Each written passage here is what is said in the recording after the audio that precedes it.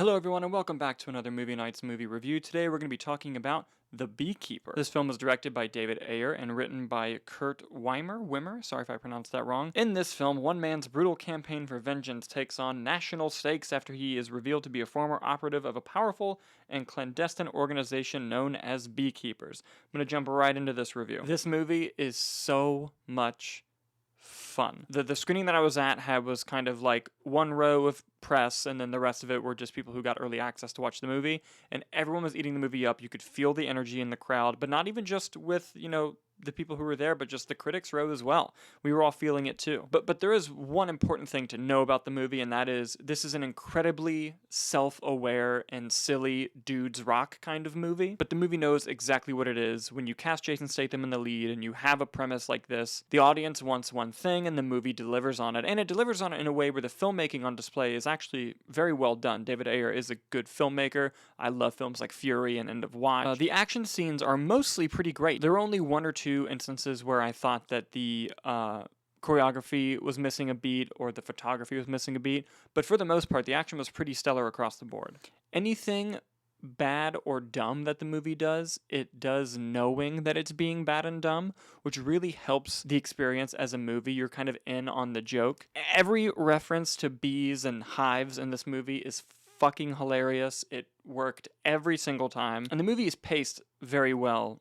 Also, it's only about an hour and 45 minutes long, and it flies right through. And it felt even shorter. It felt like it was an hour and 20. The film moves quickly. The only things that the movie does bad that I thought were not on purpose and were just not coming across the correct way tonally with the film, all of those problems rely solely in the film's first act. A lot of them, honestly, within the first 20 minutes, which kind of made me worried about the film until we really got into it. But diving into the negatives a bit, from the trailers, I won't spoil anything here, you can tell that this film hinders heavily on a relationship between Jason Statham and the person that he is staying on the property of, the character played by Phylicia Rashad. And all you get with them to determine that relationship is quite literally one scene, and it's a very awkwardly blocked scene. The line readings even feel kind of forced.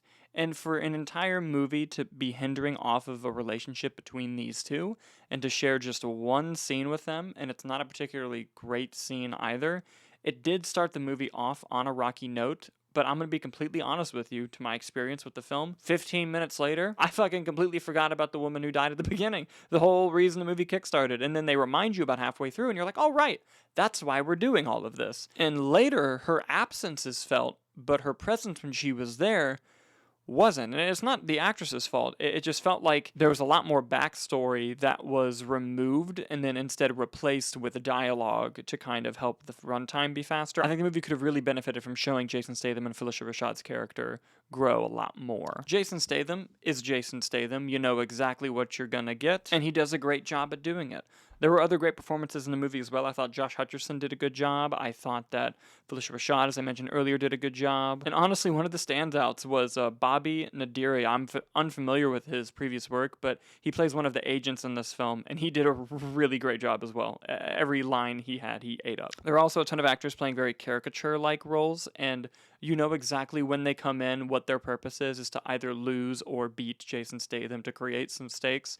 And even though you know exactly what's happening, the movie also knows it. And that, again, I'm going to emphasize again, that's what makes it work so well. I'm going to see this movie again because I had so much fucking fun watching it the first time. Oh, Jeremy Irons is in it as well, and he does a good job. Obviously, he's Jeremy Irons. Jemma Redgrave from Doctor Who was also in it. She did great as well. One other negative that I had with the film was it kind of, I'm going to be vague just so I don't spoil anything. It sets up a relationship between Jason Statham's character, Phylicia Rashad's character, and then one of the agents, FBI agents involved in the case.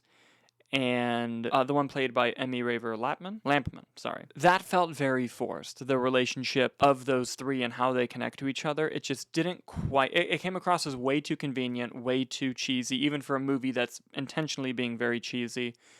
That idea didn't work, and I feel like having the agent character be their own person in a way, it'll make sense when you see the movie, could actually help benefit this story being told, rather than try to tie it down with some emotion instead of building that emotion itself. So yeah, even though the movie knows exactly what it is and has fun with it, there are a couple things it didn't do right even in that regard. However, Like I said before, so much fun watching this movie. Every one-liner Jason Statham says he nails and knows exactly when to use gore and when to use implied violence. The momentum on this thing just kept building throughout the film. Like I said, it's a dude's rock movie. It's a dad movie. That'll do it for The Beekeeper, guys. When you see it, what did you think about it? I'd love to hear your thoughts down below. Thank you guys so much for watching, and we'll see you on the next review.